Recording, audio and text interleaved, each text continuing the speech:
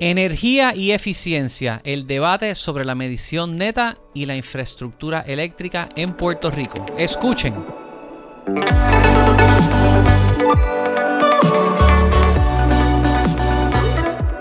Bienvenidos al episodio número 90 del Urbital Podcast. Hoy estoy con Fernando Rodríguez. Saludos.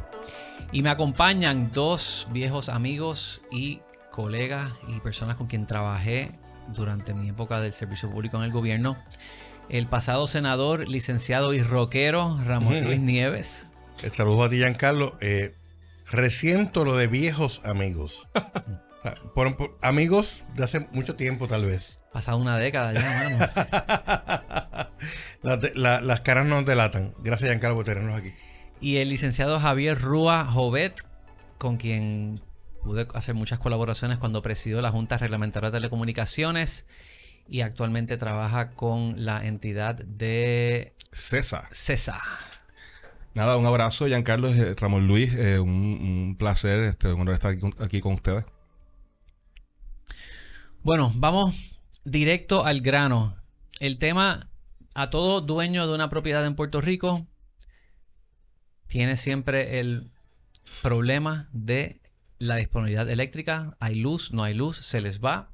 ¿Y qué hacen al respecto? En Puerto Rico hay más de 100,000 rooftop solars instalados. Creo que van por 120,000 ya. Sí. Y es un tema bastante caliente, particularmente porque ahora estamos en una batalla para que la industria pueda seguir desarrollándose al mismo paso que ha estado por el tema del net metering. Vamos a hablar un poquito sobre eso y vamos a expandir sobre todos los temas relacionados a energía en la industria. Vamos primero con ¿qué es net metering? Net metering es la política pública legislada en Puerto Rico que permite que las personas puedan generar su electricidad, consumirla en su casa y exportarla a la red y recibir un crédito por esa energía que exportan al valor al detalle de esa electricidad. Es la política que permite que las personas de todas las clases sociales puedan, que pagan una cuenta de luz, puedan bajarse esa cuenta de luz de la red central para que sea una ecuación económica la instalación de energía solar en sus casas. Entonces, si yo estoy generando energía y tengo entonces exceso de lo que genero, el net metering me permite venderle para atrás, que la autoridad me compre mi exceso y lo pongan a disponibilidad del vecino. Más o menos se te acreditan en la factura. Tú te congelas el precio de electricidad también porque la generación es tuya y no va a subir de precio porque la fuente generatriz o el combustible es el sol que está congelado para siempre. Fomentar esto forma parte de una ley que se pasa bajo la incumbencia de ustedes, ¿correcto? Bueno, viene un poquito antes, realmente. La política de medición neta, haciendo una investigación al respecto. Ahora estoy con Ramón Luis. Sí, saludos. Nos damos cuenta de que en la década de los 90, particularmente en 1998, el senador de entonces, Kenneth McClintock, buen amigo nuestro, radicó un proyecto de ley para que la Autoridad de Energía Eléctrica estableciera un programa de medición neta. Que medición neta es lo que estaba aplicando ahora el amigo Javier Rúa. Y la legislatura de entonces denegó ese proyecto, no quiso pasarlo. Pasaron los años y en el 2007, finalmente, el senador McClintock insiste en que se legisle la medición neta y se firma la ley bajo el mandato del gobernador Aníbal Acevedo Vilá. Un punto bien interesante. Este cuento lo hago siempre y ya todo el mundo está aburrido de cuando lo cuento, pero me lo contó Kenneth como Quizás tal. Nuestros oyentes no lo han escuchado. Sí, y me lo contó Aníbal también. Cuando se aprueba la ley, llama al senador McClintock, que era presidente del Senado entonces, en 2007, y le dicen: senador, lo estamos llamando porque el gobernador Acevedo Vilá firmó la ley, pero me manda a decirle a usted desde la Autoridad de Energía Eléctrica que firmaron la ley pero no la van a poner en función. La Autoridad de Energía Eléctrica, que ha sido un opositor histórico a la energía renovable, no puso en función y lo cumplió por años. La medición neta, el mandato de crear un programa de medición neta no se ejecutó. Y cuando finalmente se ejecutó, le ponían 30,000 obstáculos a la gente para conectar sus equipos solares a la red y recibir el crédito. Yo me recuerdo de esto porque en esa época, 2009, todavía la adopción de rooftop solar no era grande, pero mi socio en otra empresa que yo tuve en otra época era ingeniero eléctrico y su padre estaba instalando placas solares y las baterías Claro. bien adelante. Y me recuerdo el parto que era lograr que, ¿Lo fue? que pudieran revender la energía eléctrica. Eso era imposible. Era casi que- imposible. Por esa razón, Giancarlo, hasta el huracán María, hasta el 2017, solamente habían 9.000 abonados de la Autoridad de Energía Eléctrica conectados al programa de medición neta. Lo que ha ocurrido, por distintas razones que podemos discutir, es que desde que entró Luma en el 2021, se han conectado casi 100.000 abonados al programa y ya estamos rondando los 120.000 abonados de la autoridad de Luma que se benefician de la Mira, medición neta. y déjame comentar algo sobre el cambio de prepa a Luma y Ujú. que fue positivo en este aspecto. En eso Luma lo ha hecho bien. Sí. Yo, por ejemplo, yo instalé... Hay Yo que instalé, reconocer la Luma yo instalé como tu socio o tu familiar temprano. Yo instalé solar en el 2003. A mí no se me ha... 2013. 2003. Tres. 2003. O sea, que te costaron como $800,000. No, porque en aquel momento yo tenía un cliente que instalaba y me pagó en placa. Wow. Poco a poco. Pero nada, era un sistema pequeño, pero el punto es que se tardó en lograr medición neta casi 2 años. Pero yo ni estaba ni al tanto, Wow, ni estaba muy... correcto. Yo tenía eso ahí pero después que fui aprendiendo de la cosa y justamente después de María que entró fuertemente en el tema y todavía la Autoridad de Energía Eléctrica está en control de la red de distribución y transmisión, pero en este caso distribución, nos dimos cuenta que los problemas de interconexión de energía distribuida solar y también de concesión de medición neta no eran temas técnicos, eran temas administrativos. Correcto. O sea, uno podía tener conversaciones con el director ejecutivo o los diferentes directores ejecutivos de la autoridad que podían ser cordiales y muchos de ellos de buena fe trataban de que las cosas funcionaran. Pero al fin y al cabo, tú tenías un sistema de la autoridad muy fragmentado con múltiples oficinas regionales que en el mejor caso no estaban claros de lo que tenían que hacer y en el peor caso querían sabotear Correcto. afirmativamente cosas por razones políticas, por razones de políticas regionales, por muchas distorsiones. Javier, y si me permite, y cada oficina regional tenía su librito Correcto. sobre cómo atender el tema de medición neta. Entonces yo me acuerdo de la época que yo estuve de oficina en oficina y de desk en desk hasta que... Nosotros le decíamos a la autoridad en ese momento, mira, como eso es un tema administrativo, lo que tienes que hacer es centralizar la cosa y poner un botón de medición neta prendido y que lo apaguen si hay problema. Pero nunca... Mejoró un poco porque el negociado también, el regulador, entró y empezó a pedirle reportes de interconexión a prepa y la cosa empezó a tener un nivel de... entra en el 2017. No, 2014. 14. 2014. 2014-15, se crea en el 2014, perdón. Empieza 2015. Ok. a hacer preguntas por lo menos, porque ya tú tenías prepa con todas sus distorsiones y también era un monopolio autorregulado de una república independiente. De momento, gracias a la ley 57, de la cual el senador Ramón Luis Nieves fue coautor, empieza a racionalizar el ecosistema con un regulador independiente que empieza a preguntarle cosas a la autoridad. ¿Sabes? Y eso empieza a mejorar. Pero era muy lento. Cuando viene la transición hacia Luma, el mismo consejo que le decíamos a la autoridad, le dijimos a Luma, lo que tienes que hacer es centralizar. Y vas a ahorrar dinero y va a ser más fácil. Y como entidad corporativa, racional fundamentalmente, así, si voy a ahorrar dinero, pues centralizaron y todo empezó a funcionar mejor.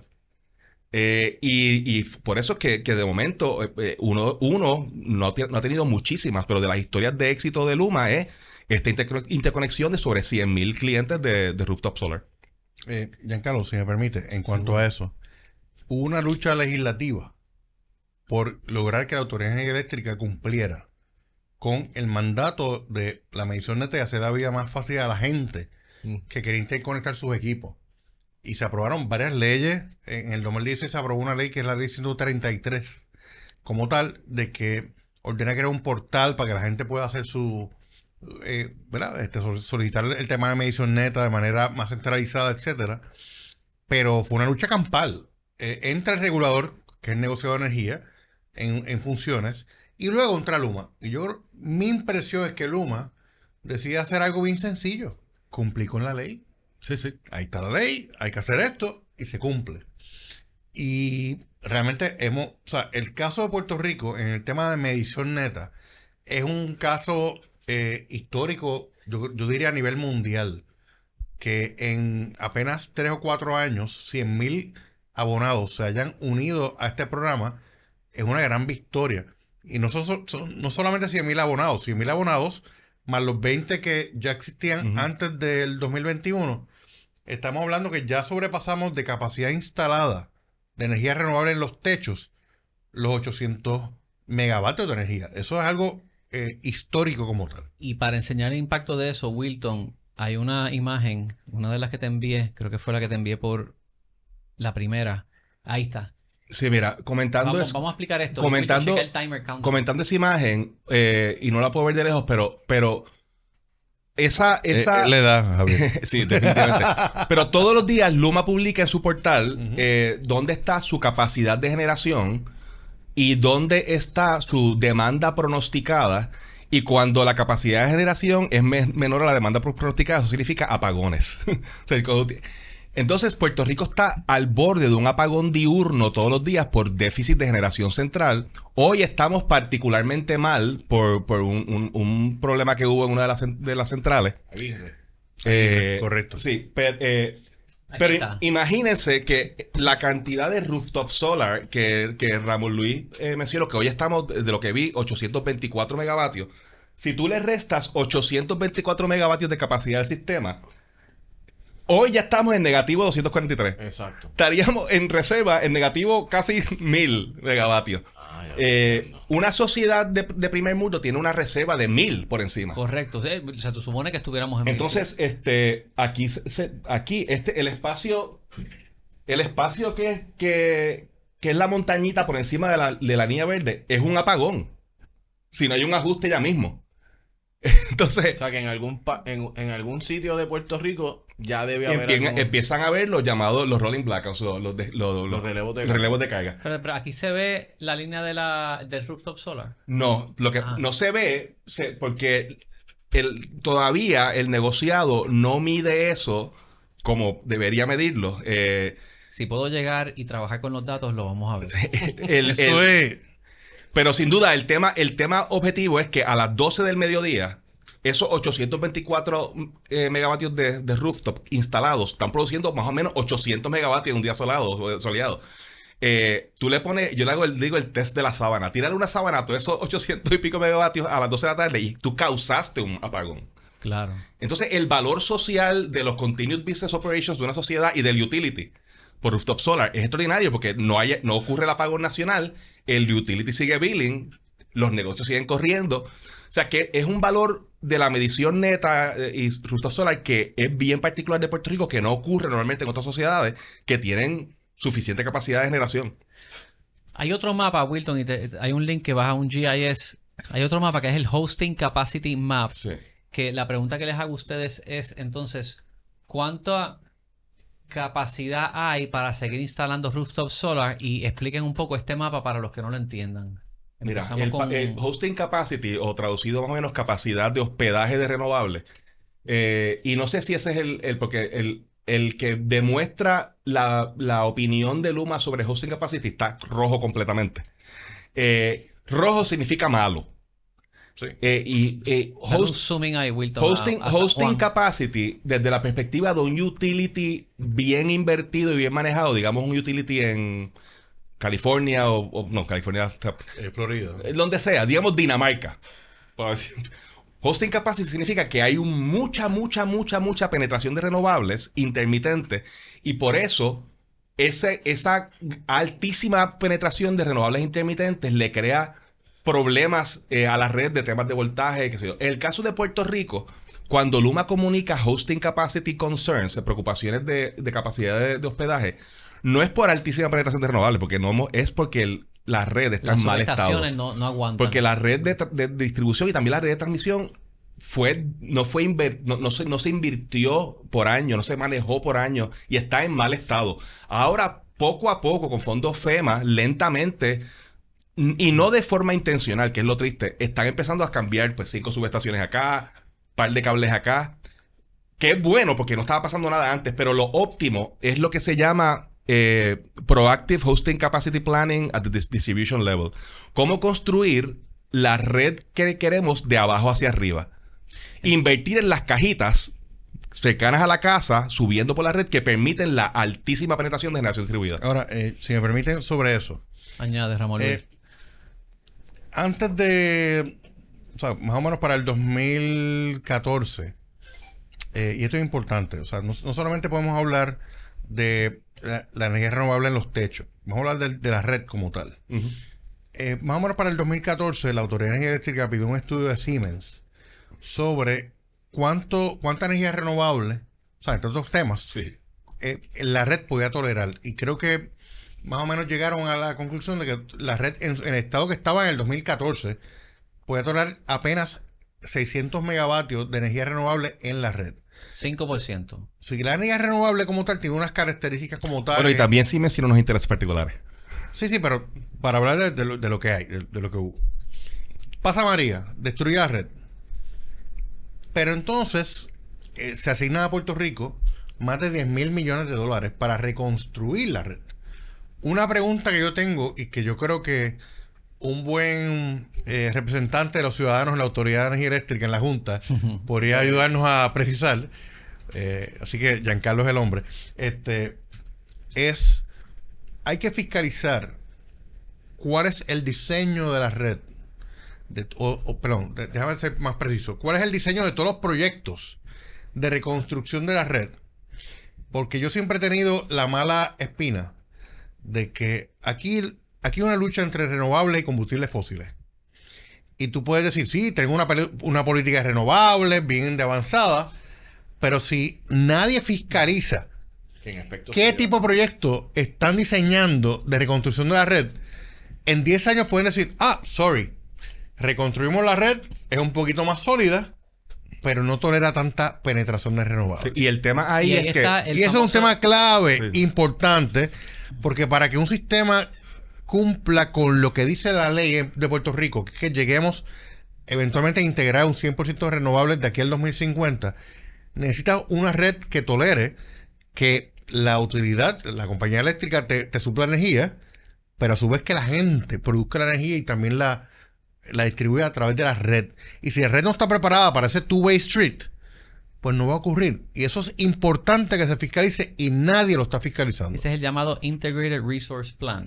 Bueno, el IRP es una herramienta de planificación que no existía antes. Antes del 2014, la Autoridad de Energía Eléctrica se sentaba en un cuarto oscuro y decía cosas. Después del 2014, se legisló la Ley 57, que esta semana que estamos hablando, a finales de mayo cumple 10 años esta ley. Se ordenó que la Autoridad de Energía Eléctrica preparara, y ahora es Luma, un plan integrado de recursos que realmente es una herramienta de planificación de cómo tú usas los recursos energéticos de conformidad con lo que te diga la ley que tienes que cumplir. Y ahí tú te organizas como sociedad.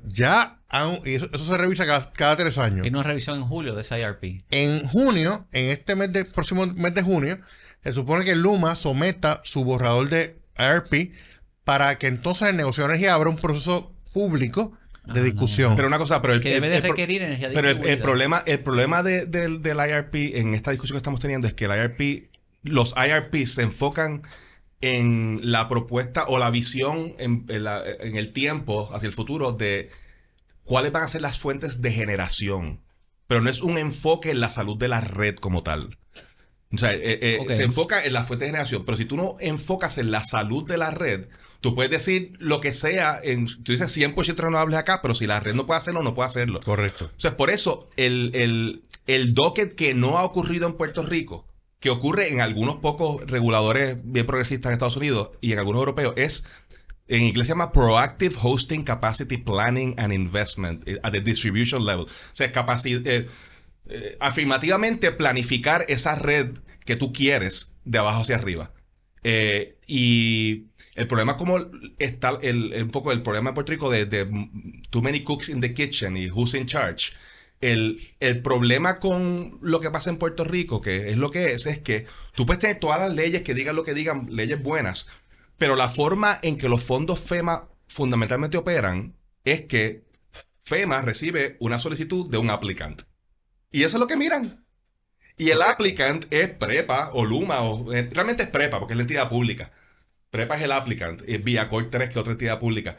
Pero los intereses que están en esa application son, ¿qué quiere hacer LUMA? Pues LUMA tiene DNA de cuántas y ATCO de línea de transmisión. ¿Y cuál es el DNA de Genera? Pues gas, digamos, pues gas. Claro, no hay expertos en energía distribuida. ¿Cuál es el DNA de PREPA? Pues lo que le queda es Hydro, que es bueno, y qué sé yo, una cosita. Una cosa interesante. Perdón que interrumpa.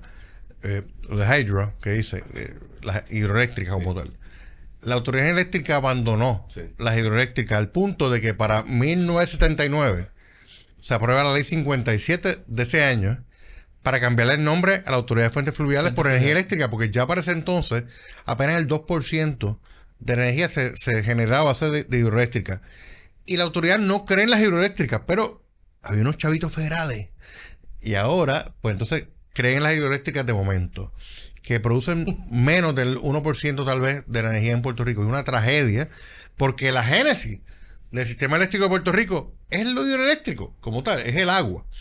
Pero lo que creo que lo estás diciendo, Javier, y que es importante como tal, yo creo que tenemos que tener bien presente cuáles son los planes de LUMA, de los que están interviniendo en el diseño de esa red que supuestamente se va a reconstruir, para ver qué tipo de red va a terminarse construyendo. Porque si va a ser una red que no tolere tanta energía renovable siendo generada por los prosumidores, por la gente que produce energía y la consume, y que no tolere la integración masiva de energía renovable, pues hay un conflicto entre la ejecución de la implantación de estos fondos y lo que dice la ley. Y esto es algo bien importante que se debe destacar. Y a eso iba. Mencionaste el IRP, pues voy a confundir a la gente aquí. Hay otro IRP que no se habla mucho en Puerto Rico. Como te dije, y se llama el Integrated Resiliency Plan. Como dije, la forma en que operan los fondos FEMA es que los applicants, que el applicant en el tema, el solicitante en el tema de energía es PREPA, la Autoridad de Energía Eléctrica, pues, pero realmente con sus agentes LUMA, Genera y COR 3 son los applicants. Pues el Plan Integrado de Resiliencia es una cosa que no se está discutiendo en Puerto Rico mucho, pero es justamente una cosa que FEMA viene pidiendo hace tiempo, que es diciéndole a la autoridad y a sus componentes, ¿cuál es tu plan holístico, conjunto? Nadie ha visto esa cosa. Correcto. Está, según entiendo, en comentarios de FEMA. Bajo llave. Pero fundamentalmente es el presupuesto que solicitan estas diferentes entidades para las cosas que le interesan. Entonces, por ejemplo, tú ves, LUMA dice X cantidad para transmisión, X para distribución. Pues quizás yo, como sector de energía distribuida, quisiéramos más en distribución que en transmisión. PREPA va a decir, mira, X cantidad para las hidroeléctricas. Genera va a decir posiblemente X cantidad para transmisión, para interconexión de generadores centrales. Pero lo triste, a lo que debemos aspirar es, y es lo que plantea Ramón Luis, es un esquema y un paradigma regulatorio que esté enfocado en intencionalmente diseñar y construir lo que la política pública de Puerto Rico está diciendo. Correcto. Y es cuál es la red que necesitamos y queremos para integrar 100% renovable. Todavía estamos en la etapa de un poco desorganizada de proyectos, 5 subestaciones por acá, X cosas por acá, tratando de gastar los fondos federales, pero lo que queremos es una forma coherente, pensada e intencional de hacerlo. Claro, o sea, las subestaciones deben de ser digitales y dinámicas para soportar energías renovables. No necesariamente se están diseñando, ¿cómo se dice? Remodelando todas de esa manera. Mira, yo te voy a decir una cosa. Se dice mucho, y quizás Ramón Luis sabe más de esto, los fondos FEMA en su DNA básico son bastante conservadores. Son seguros del gobierno federal para levantar... Tal y como estaba. Y eso ha mejorado legislativamente. Han enmendado varias veces el Stafford Act, la ley básica de eso, para que los fondos FEMA se usen de forma más resilientes y más forward-looking, más bajo la idea de que, mira, no puedes reconstruir lo mismo porque lo que viene es peor. Así que tienes que fortalecer las cosas, hacerlas más redundantes, más resilientes. Pero tampoco es suficiente cambio en ese como DNA legislado para construir cosas súper futuristas. No es, o sea, ya se ha avanzado de levantar el poste a hacer un poste más fuerte. Ahora, una cosa que sí es positiva que ha pasado por este push y también por la apertura de la administración demócrata en Estados Unidos, esto puede ser que cambie si hay cambios políticos. Saludito a Mr. Trump. Luma, alguien en Luma, y creo que con colaboración fuerte con el Departamento de Energía Federal, han logrado utilizar fondos FEMA para adquirir metros inteligentes. Sí, eso se anunció. Si uno puede hacer eso con fondos FEMA, uno puede hacer un montón de cosas buenas. Y Giancarlo, el tema de los metros inteligentes es fundamental para tú construir un smart grid. Correcto. Una red inteligente a su vez, mecanizada, y todo eso es importante. Pero de lo que tú estás diciendo, Javier, que es importante, es que ¿qué es FEMA? FEMA es un seguro. Y ellos vienen a reconstruir lo que se destruyó por algún fenómeno natural. Lo que se ha planteado en Puerto Rico es, espérate, no es meramente reconstruir la red que había antes de María, que no servía para nada, by the way. Digo, sirvió para mucho por décadas, pero dejó de servir para el país se electrificó. Se electrificó, extraordinario. Sí. Ahora tenemos otras expectativas, que es el tema, por ejemplo, de la integración de renovables. Eso no es para tú reconstruir para tú utilizar esos fondos de acorde con la política pública de Puerto Rico. No queda en meramente reconstruir o fortalecer la red meramente. Tienes que habilitar la red para que te tolere ese tipo de relación distinta de la gente, de los negocios, de la misma utilidad con la energía. Hasta hace unos años, la relación de todos nosotros con la energía, ¿cuál era? Tú pagabas una factura, prendías la luz y la pagabas, y te quejabas si se te iba la luz a mitad de la casa de los famosos. No. Esa es la relación de la gente con la energía. Eso ha cambiado. Ya por el despliegue de energía renovable tan brutal que hemos tenido en los pasados 5 años, muchos puertorriqueños, miles de puertorriqueños, tienen una relación distinta con la energía eléctrica. La controlan. Mi amigo Javier Rúa la ve en su teléfono, dice, mira, esto está pasando, tú también la estás viendo en tu teléfono. O sea, estamos asumiendo más control sobre el tema energético. Pero puede llegar un momento que si se construye mal esta red y meramente nos damos cuenta, no ahora, nos damos cuenta en 10 años, de que la red que construyó FEMA y que se fueron FEMA de su misión de Puerto Rico, es una red que meramente está más fortalecida, pero que no tolera tanta influjo de energía renovable, pues no vamos a llegar al punto que pide la ley de Puerto Rico.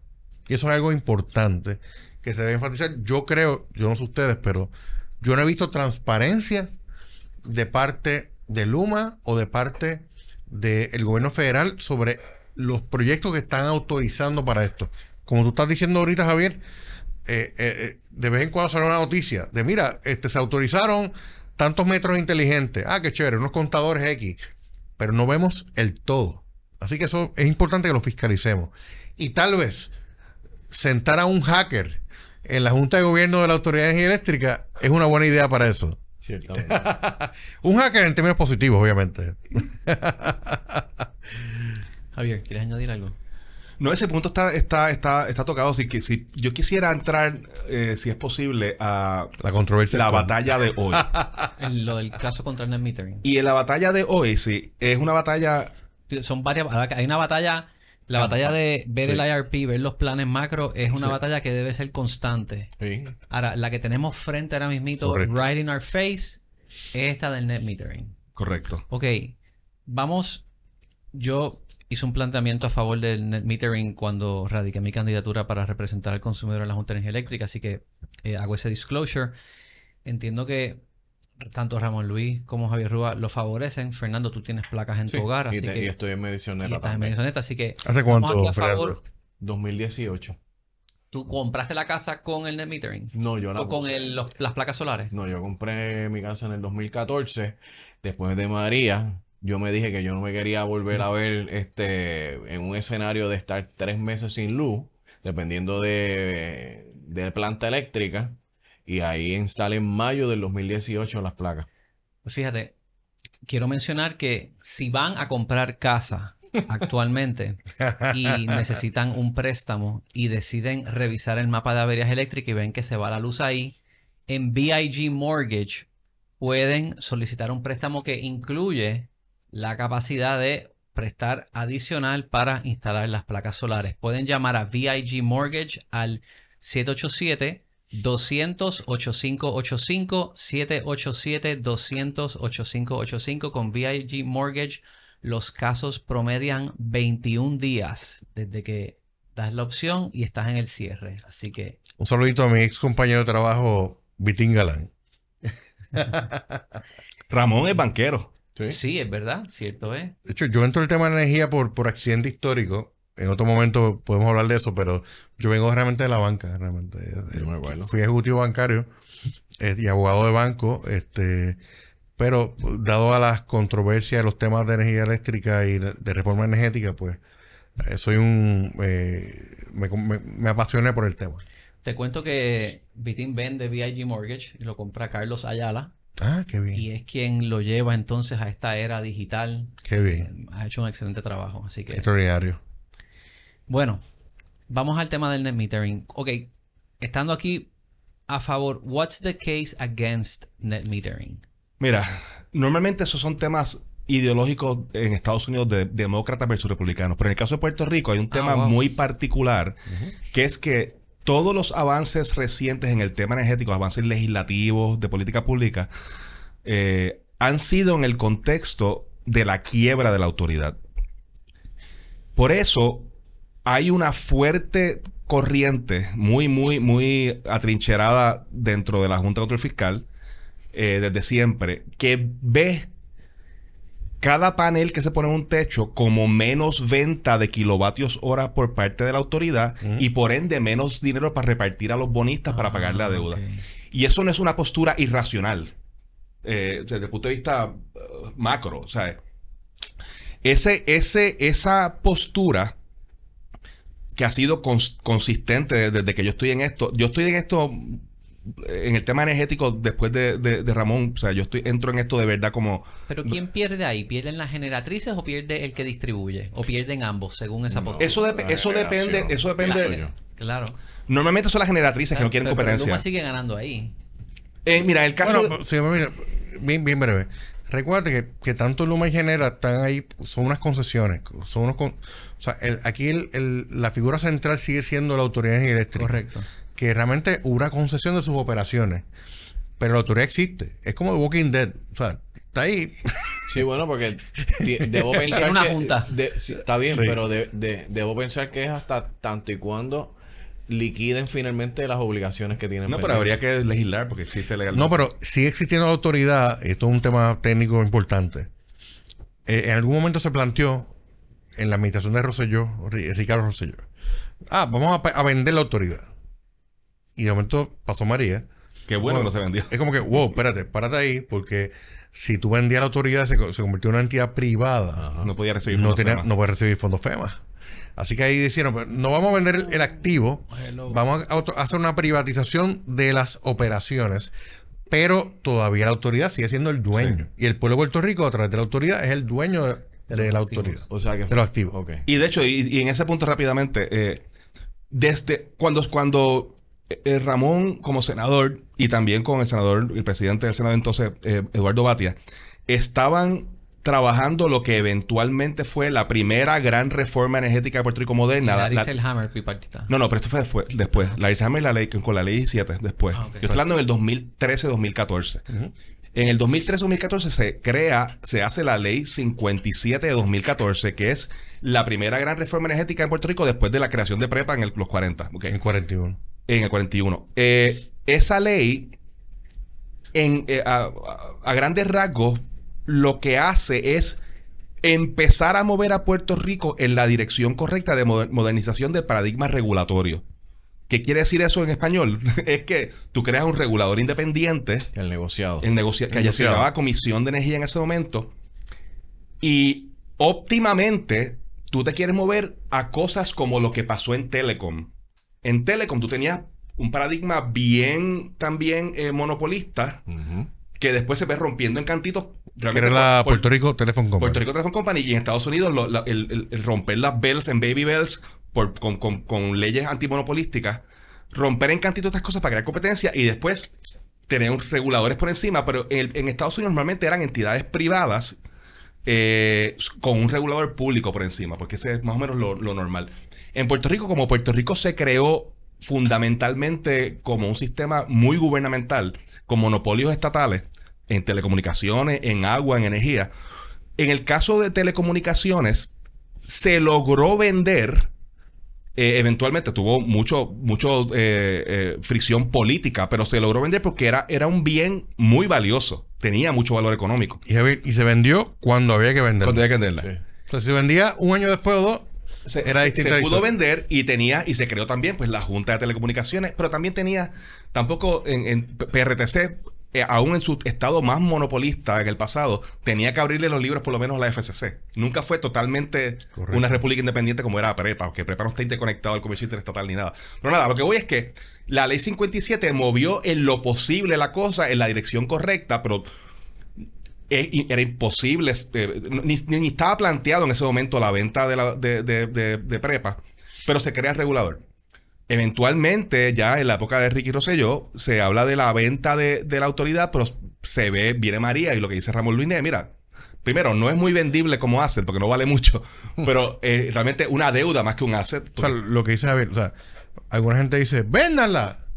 Búscate quién la quiere ¿Quién la comprar. quiere comprar? ¿Quién quiere comprar? Que la Porque ¿Y no, a qué O sea, precio? esto tiene 9,000 millones de pesos en deuda. ¿Quién quiere 9,000 comprarla? ¿Sabes? 9 mil millones de pesos en deuda los y activos después de lo sube, presión. le añaden las pensiones Claro. como 14 y el asset Correcto. no es mucho, nada, pero se ha hecho lo que se ha podido y creo que lo que hay ahora no es lo peor posible porque tienes la entidad jurídica gubernamental, PREPA, que existe, es un skeleton crew, pero existe, es el dueño de los assets y unos agentes en transmisión y distribución Luma, un agente en generación genera, pero puede recibir fondos federales, PREPA, para estas cosas. O sea que la única otra forma que pudiese haberse hecho quizás era como un non-profit bien gigantesco que FEMA puede.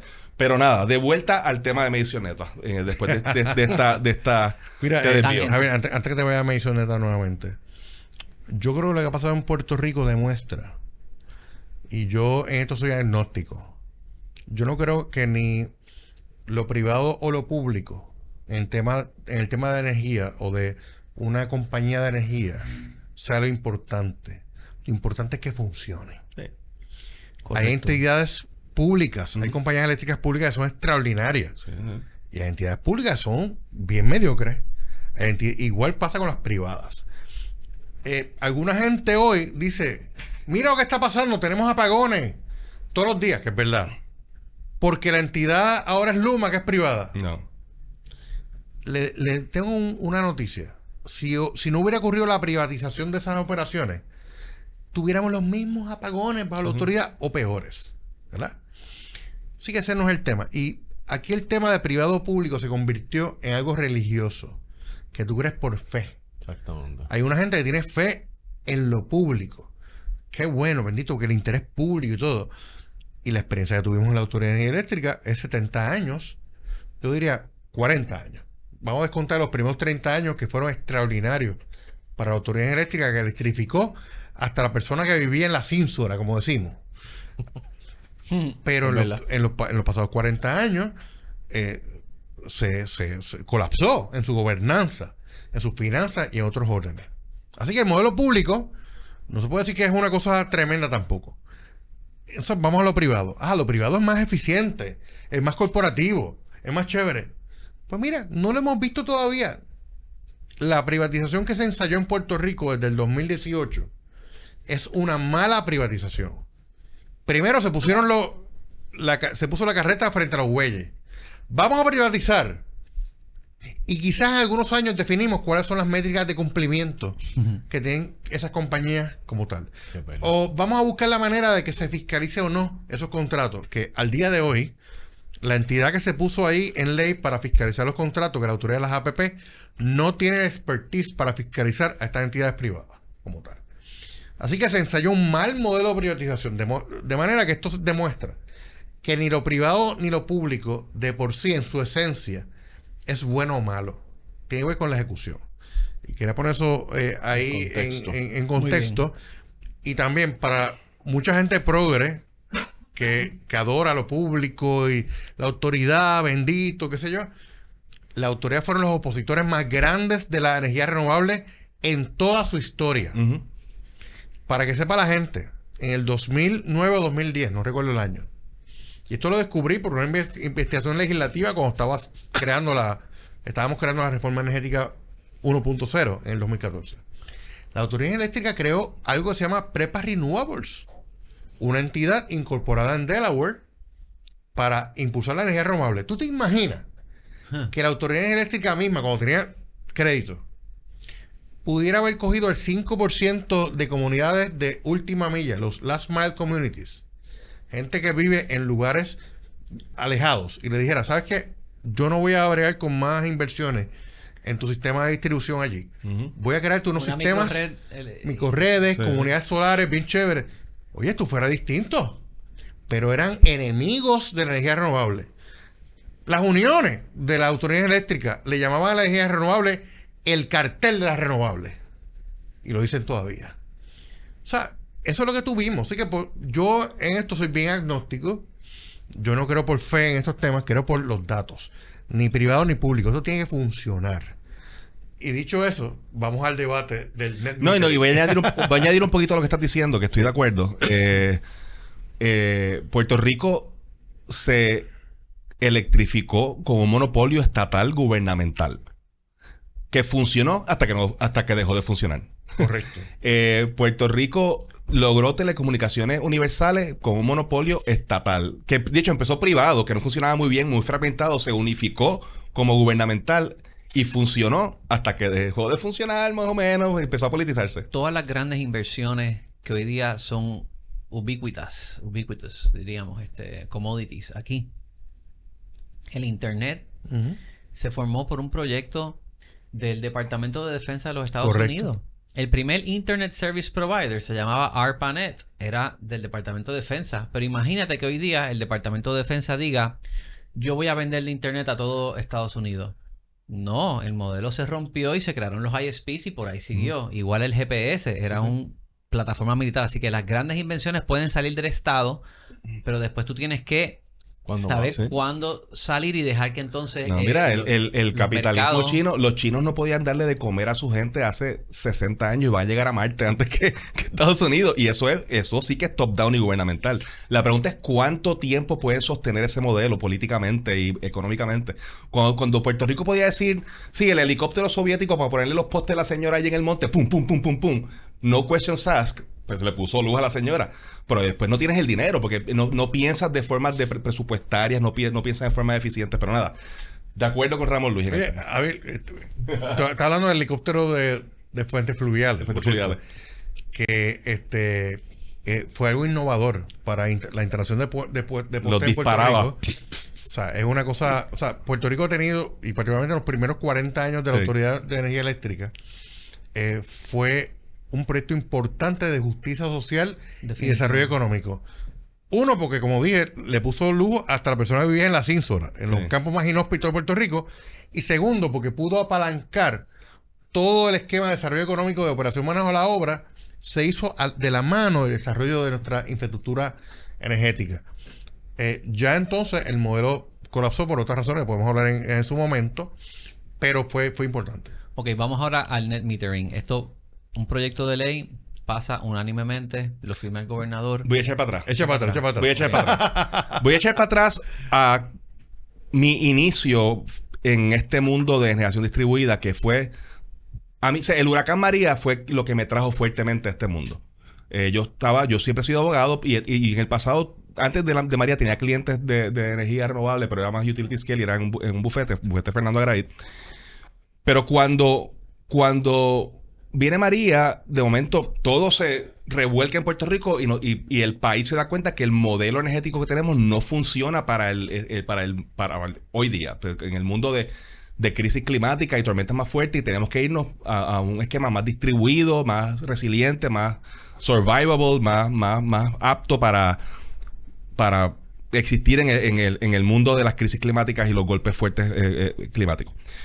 Esos consensos de cambiar el sistema de uno centralizado y esclerótico a uno más moderno y distribuido nace del sufrimiento y las muertes de María, se convierte en unos procesos importantes de discusión en el país, ICSE con RMI, que después se convierte en legislación del senador, el vicepresidente del Senado, Selhammer, y el expresidente Batia en esa época. Estoy hablando de 2018 o 2019. Ese proceso legislativo que eventualmente se convirtió en la Ley 17 de 2019, que partió de la participación de la participación ciudadana de izquierda a derecha, súper inclusiva, antes y durante el proceso, pues nos dio la oportunidad a mí y a algunos otros a ser partes interesadas, stakeholders, en las mesas allí donde se decide cómo codificamos todas las buenas políticas públicas en Puerto Rico para hacer esto que queremos hacer, que es movernos en esta dirección de renovables.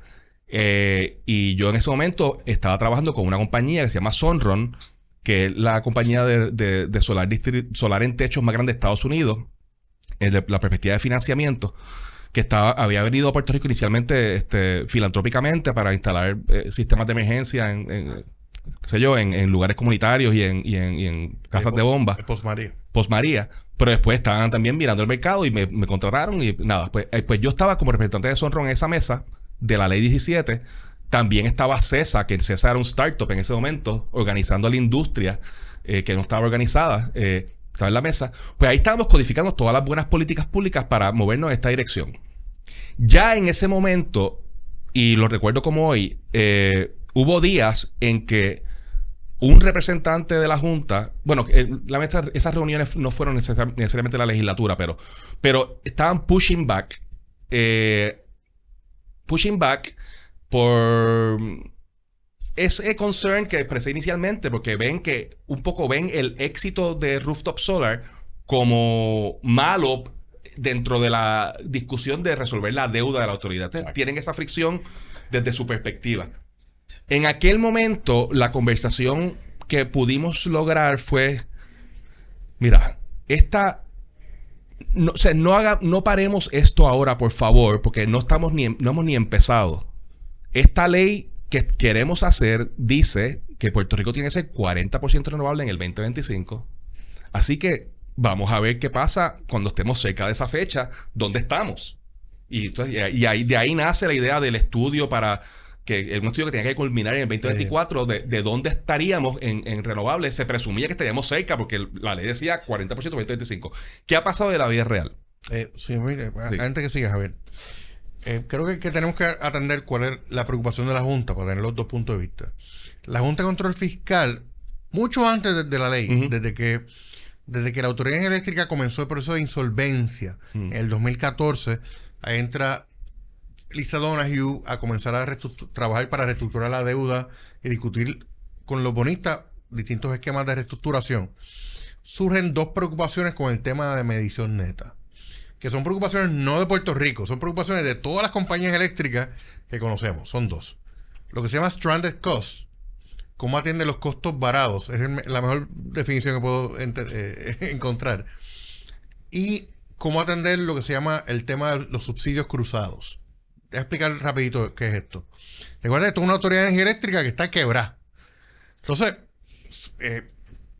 el éxito que hemos visto ahora en el programa de medición neta, tenemos a miles de personas pagándole 4 pesos mensuales a la autoridad de energía eléctrica porque están generando mucha más energía de la que consumen de la red.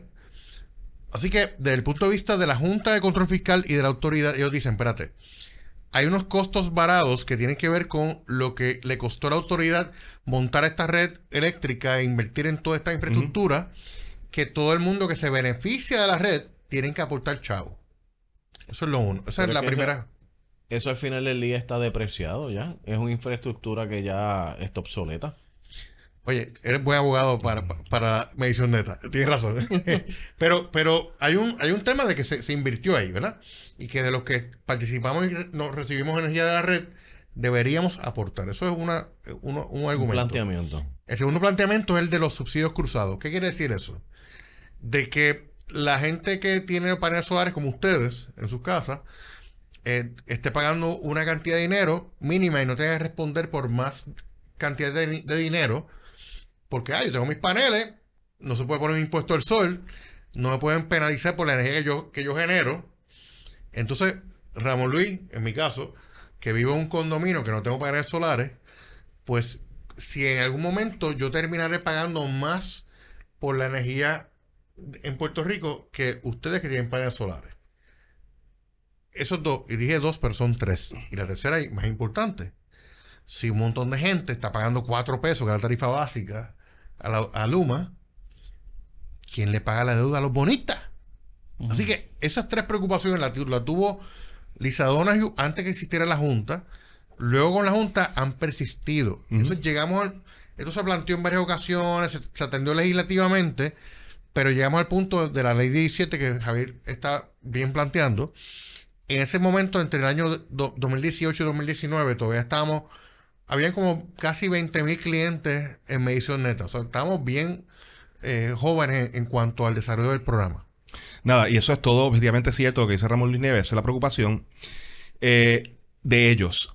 Pero llega el acuerdo político, porque quiero que entiendan que esto fue un acuerdo político para crear la ley de política energética. Entonces, hay el consenso nacional de Puerto Rico que vamos a ir en esta dirección. Correcto. Que es 100% renovable al 2050, 40% al 2025. Así que, todo el mundo sabe que la política de medición neta es la cosa más exitosa cuando se implementa bien para promover la generación distribuida. Pues mira, ¿qué tal si esa conversación que tú quieres, que quieren tener de evaluar este concepto, de cambiarlo, se tiene en el contexto de alta penetración, de penetración razonable de renovables en el futuro? Y eso parecía, el 2024 parecía a galaxy far, far away en el 2019. O sea, eso parecía como que, ok.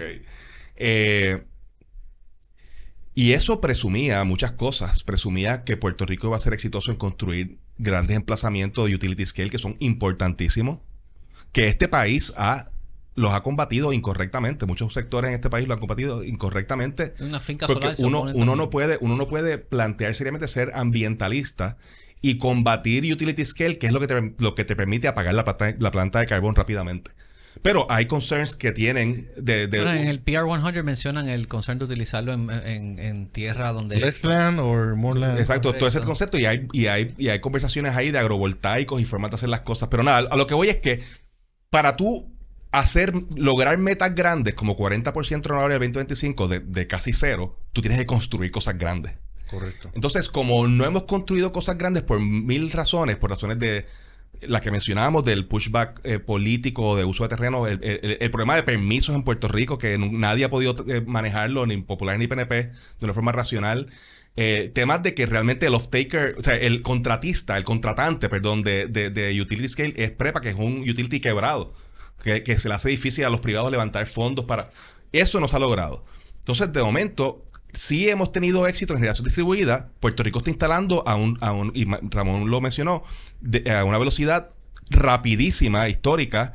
Puerto Rico en los últimos 4 años ha instalado rooftop solar per cápita más rápido que cualquier lado en Estados Unidos. Y hemos construido que de casi nada a sobre 820 megavatios. Pero eso más o menos es como 8% de la generación medido desde como creemos que se debe medir.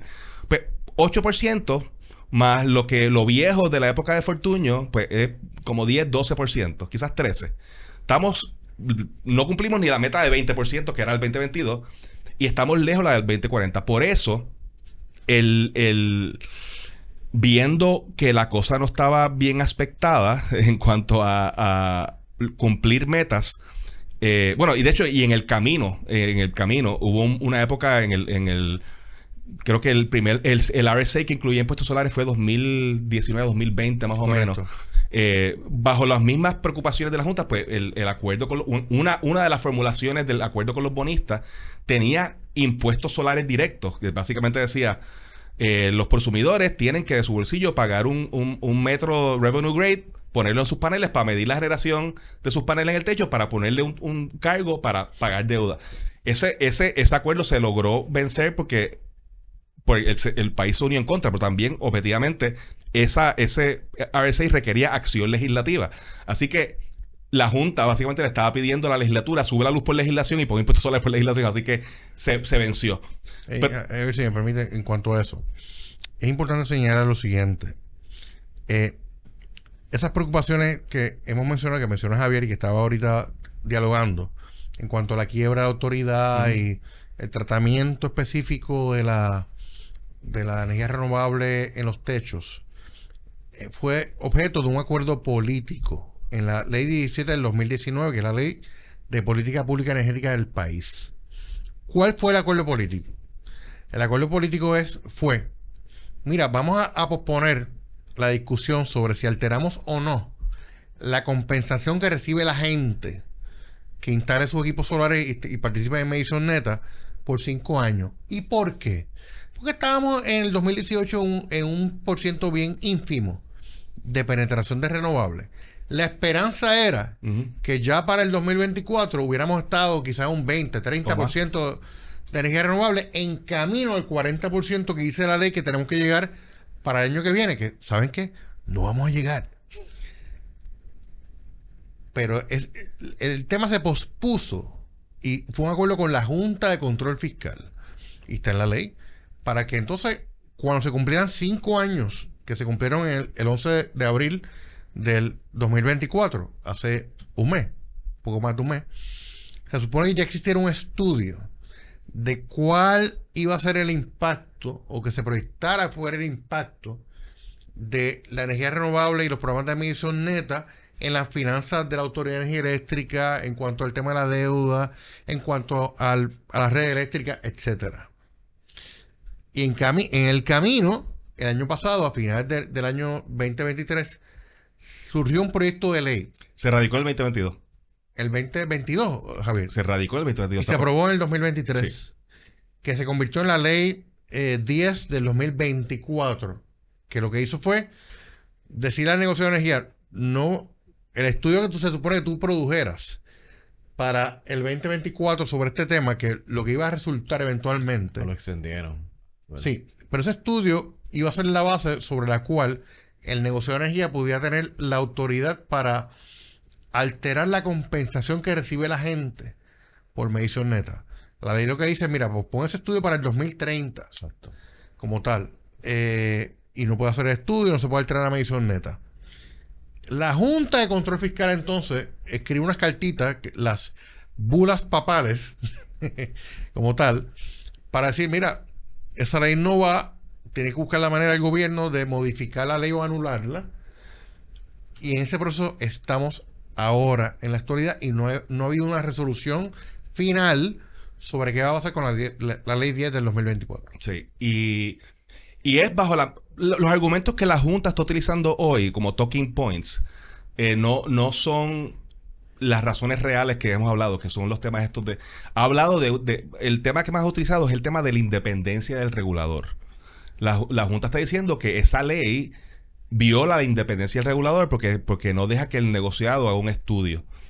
Yo creo que es para mí difícil de aceptar el argumento de la Junta de protección de la independencia del regulador, cuando en el pasado la Junta ha atropellado al regulador en múltiples ocasiones, y podemos entrar en esas discusiones, y también quiere atropellarlo ahora en el contexto de la deuda, de que no sea el negociado el que establezca específicamente las tarifas en el proceso de deuda, sino que sea un voto up or down de lo que la Junta establezca. Pero nada, el talking point es independencia que están utilizando del regulador. La realidad es el concern del costo de los paneles a la bolsa disponible para el pago de los bonistas. Ahora, sabiendo eso, y no sé cuánto tiempo tenemos aquí en el podcast. Tenemos unos minutitos más.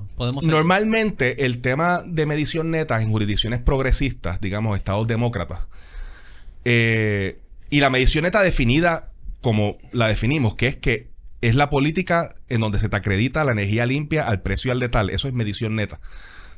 Esa política se sostiene en las jurisdicciones progresistas de Estados Unidos y por los reguladores, diciendo, miran la situación y dicen, mira, si el valor económico que recibe ese prosumidor en esa casa es el valor al detal de la luz, en el caso de Puerto Rico es más o menos en promedio 24 chavos kilovatio hora.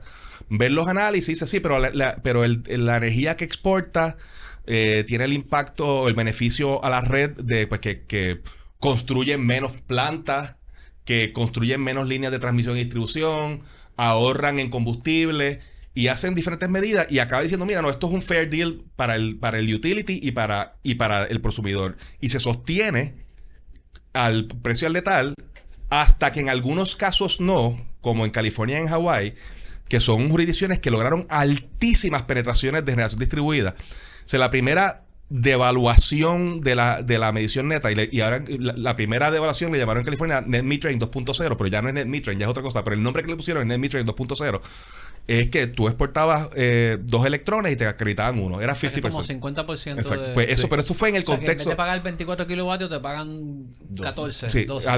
El push del utility siempre es pagarte al precio al por mayor, no al letal. Claro. Y el precio de las compañías, el consumidor, es el mejor incentivo posible para instalar. Claro, pero eso fue el contexto de que California pasó en generación distribuida.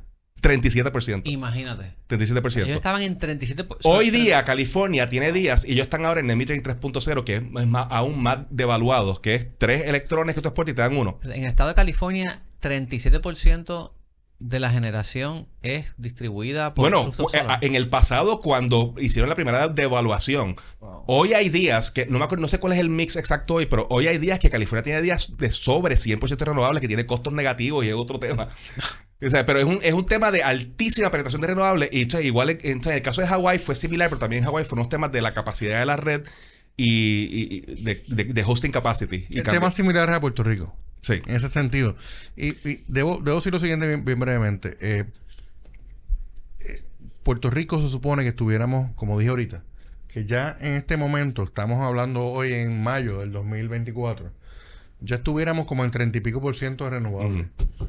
El último informe que sale por ahí nos pone en 5.05% de renovables. Y esto es importante para fines de y corrígeme, Javier, para fines de la legislación de Puerto Rico, porque se llama la cartera de energía renovable, el Renewable Portfolio Standard, que se estableció en el 2010 por la ley 82. La energía renovable en los techos no cuenta. Realmente se cuenta la energía que está comprando la autoridad eléctrica como tal, que son mayormente las fincas solares y los molinos de viento. Como tú decías ahorita, Javier, o sea, realmente en esas fincas solares, qué sé yo, tenemos entre 3 y 4 solar hay 220 nada más. Y después le añades viento y va subiendo como a 300. 300 y pico de megavatios. Pero ya en los techos hay 824. Hay 800 y pico. Y 800. sigue creciendo todos los meses. Wow. Luma dice que está instalando 3.500 sistemas mensuales. Por ahí, 4.000 por ahí. O sea, que es algo sorprendente. Pero realmente en el punto más optimista, que es tú sumando las fincas solares y los molinos con los techos, pues estamos entre un 10, 11%. Como quiera, estamos bien lejos de la meta que se supone que estuviéramos ahora. La apuesta del negocio de energía en el Plan Integrado de Recursos del 2020, mira, lo hicieron de esta manera. Vamos a coger, vamos a integrar, vamos a hacer unas licitaciones de energía renovable y que se construyan unas fincas solares o de viento, lo que fuera, para que ya para esta época se hubieran ya adquirido 3.000 y pico 3.750 de megavatios de energía renovable con almacenamiento, y así llegábamos matemáticamente al 40%. Mira, déjame explicar esa matemática que es providencialmente fácil de explicar, que es raro en este mundo. Sí. Si tú vas a hacer 100% de la energía del país de Puerto Rico basada en renovables, mayormente sol, tú tienes que construir en capacidad 10 gigawatts. Porque tú tienes 4 horas de sol. Hay una complejidad. Necesitas storage. Pero no, storage no es generación. Storage, estoy hablando de la capacidad de generación. Como tú tienes como la necesidad. Si tú vas a cubrir 100% de la necesidad de la demanda eléctrica del país con renovables, mayormente solar, correcto, esos son 10 gigawatts de energía. Por eso, si es 10 gigawatts, cada 100 megawatts es 1%.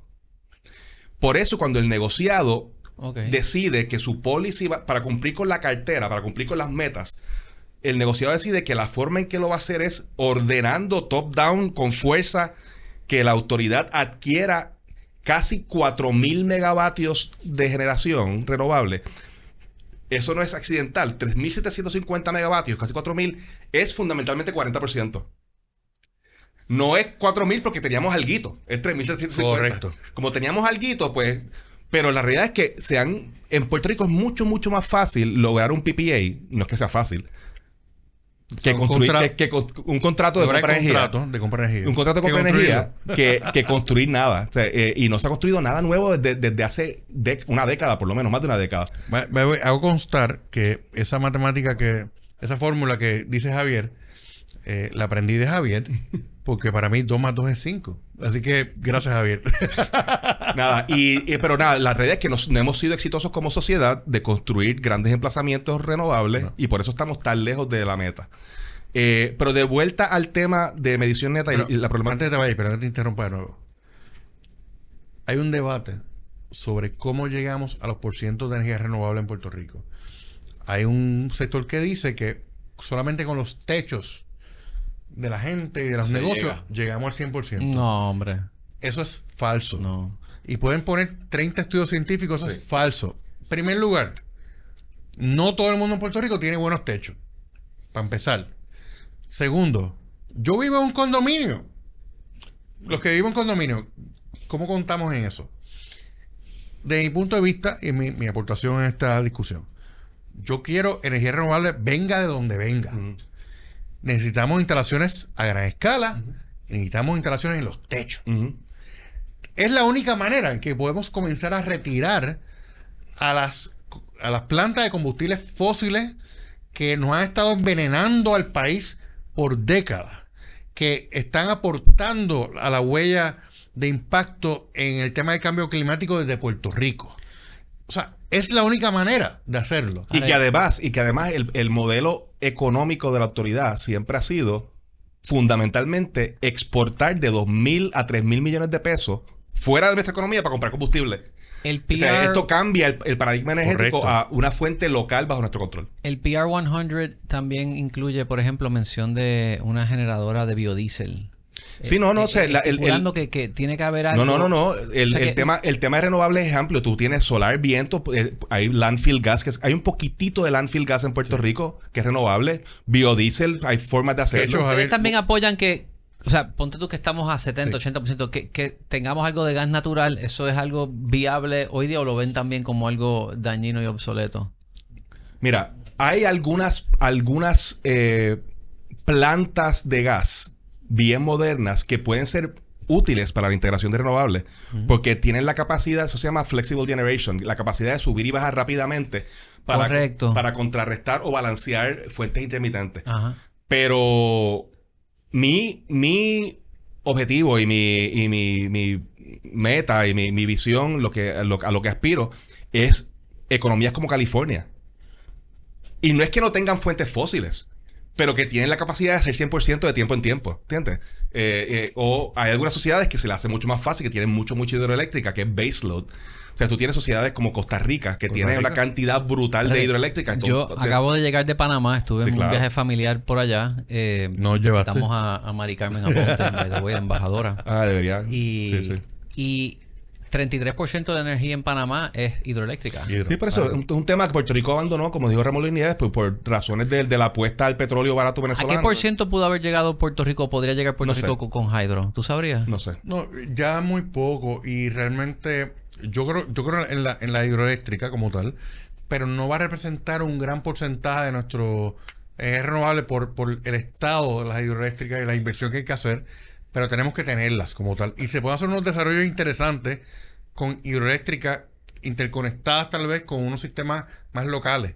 Que era un proyecto que, por ejemplo, la Cooperativa Hidroeléctrica de la Montaña quería hacer en Utuado como tal. Quiero mencionar algo sobre el gas natural que Javier, tú estabas mencionando. Si tú me pones a escoger entre derivados del petróleo y gas natural O carbón. o carbón, yo prefiero el gas natural. Lo que pasa es que una cosa es tú entender el gas natural como un combustible de transición a tú entenderlo como un engaño al país. Correcto.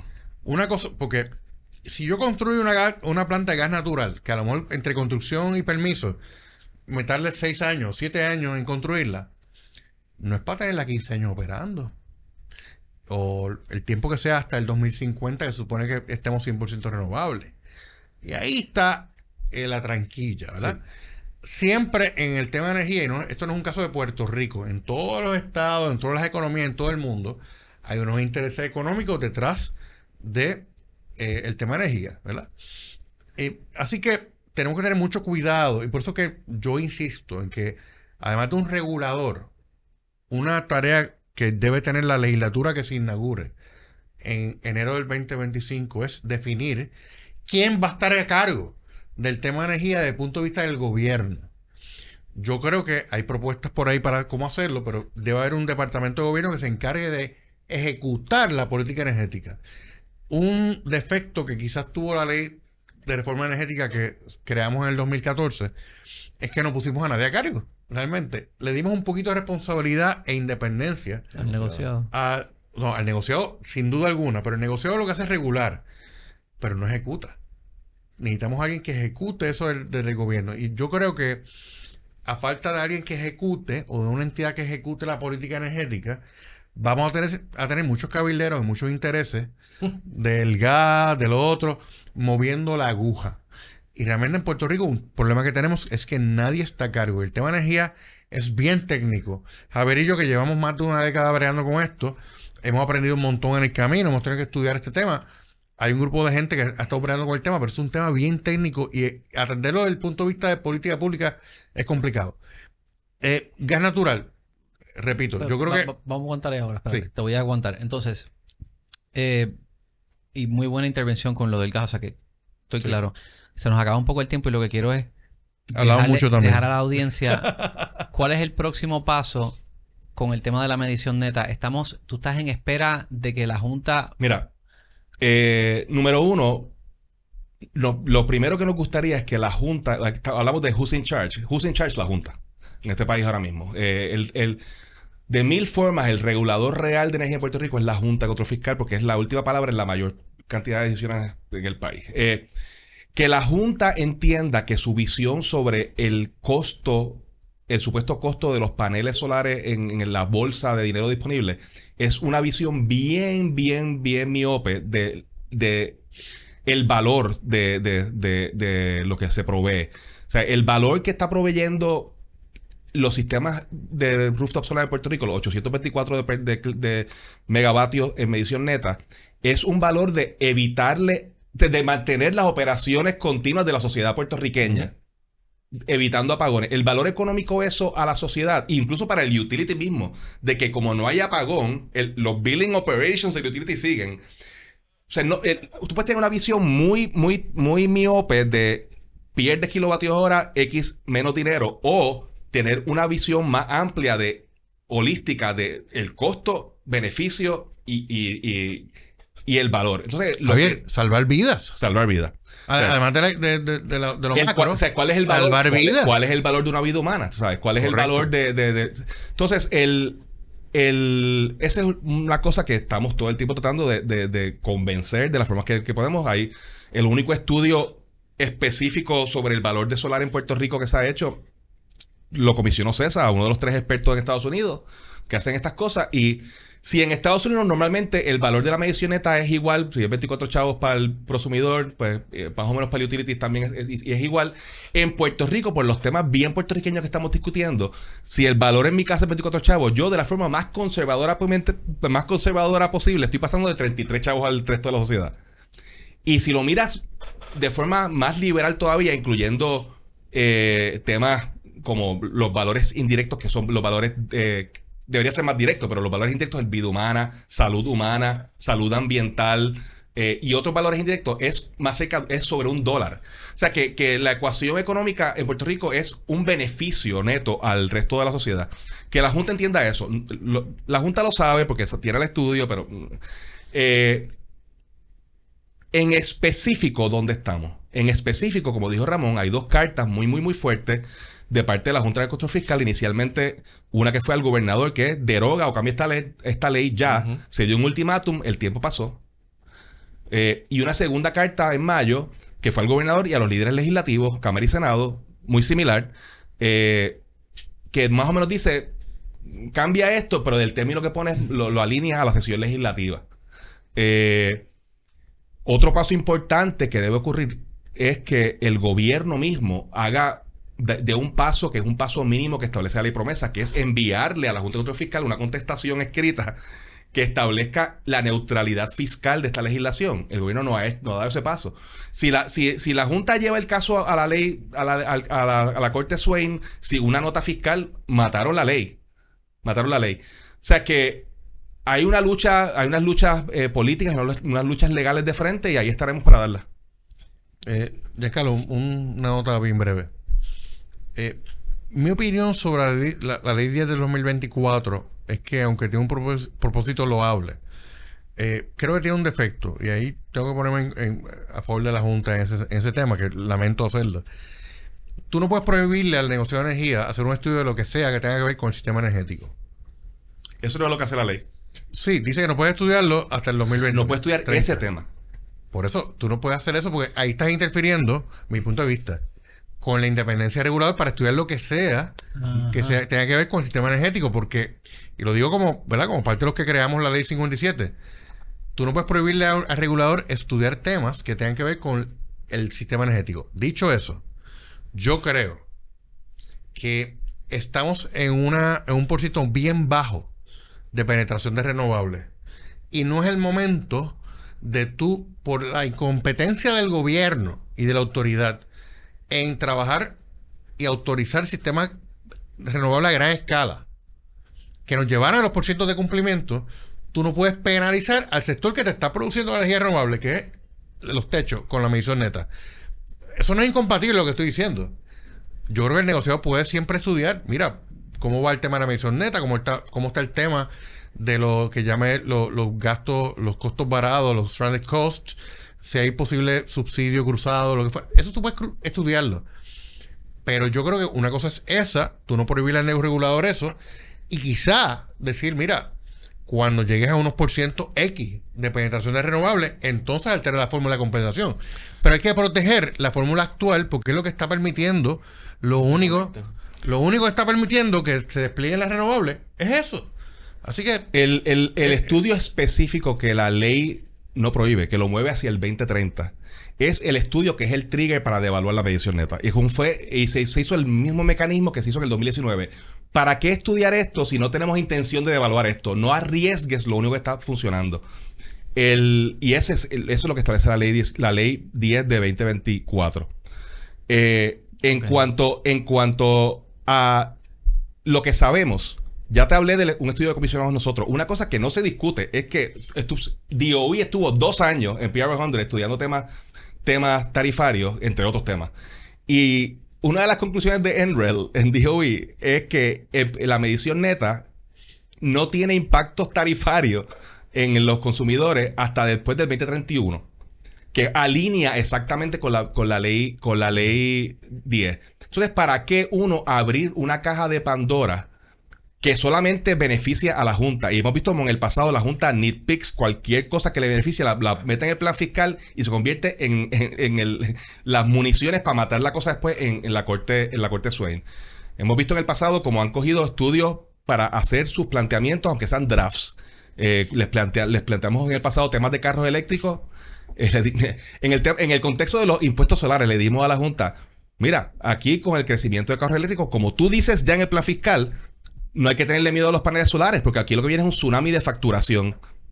Y en vez de mejorar esa data, porque era con data vieja que lo decían, lo que hicieron fue coger un estudio que decía que no vienen carros eléctricos en Puerto Rico y que hay un death spiral de facturación cuando la demanda está subiendo en Puerto Rico. O sea, que ellos están listos para coger cualquier estudio que saque el negociado, agarrarlo, subirlo al plan fiscal y se convierte automáticamente en derecho constitucional de Puerto Rico, aunque hayan extraordinarias intenciones del negociado. Así que no hay razón para que nuestra sociedad le dé municiones a la Junta de Control Fiscal, que es hoy, en este tema, enemigo del pueblo de Puerto Rico. Digo, y brevemente, y con mucho cariño y respeto a mi hermano Javier Rubén, lo que yo creo que es un defecto de la ley 10 es que CESA, que es una entidad privada, puede comisionar un estudio sobre este tema, pero el regulador de energía de Puerto Rico se le impida por ley estudiar el mismo tema. No es realmente razonable.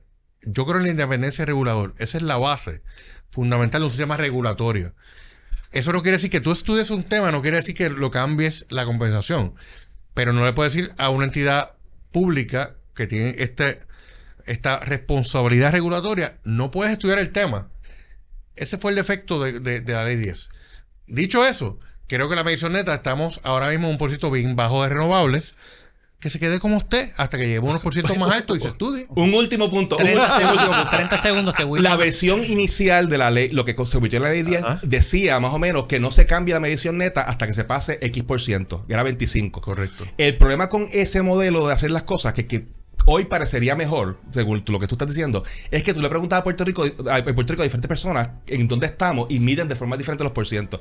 Hay gente que dice que Puerto Rico ha tenido días de 100% ya cuando todo el mundo está pagado y yo estoy prendido. Así no es que se mide la cosa. Entonces, como nadie sabe medir, hay que establecer una como métrica. nadie sabe medir la cosa, lo que se dijo, vamos a usar el mismo mecanismo que se utilizó en el 2019.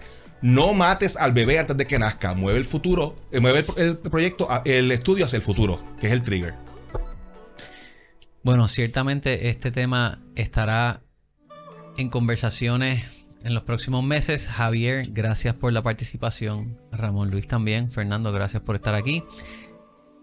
Si tienen dudas sobre medición neta, consulten este podcast. Y si no, me escriben que podemos comunicar. ¿Alguno de ustedes dos quieren poner su información? ¿Cómo los consiguen? javrua@gmail.com. Ramón Luis Nieves @rlnlegal.com y queremos a Giancarlo González en la Junta de Prepa. Eso es todo. Gracias. Llévatelo, Draft Wilton. Giancarlo.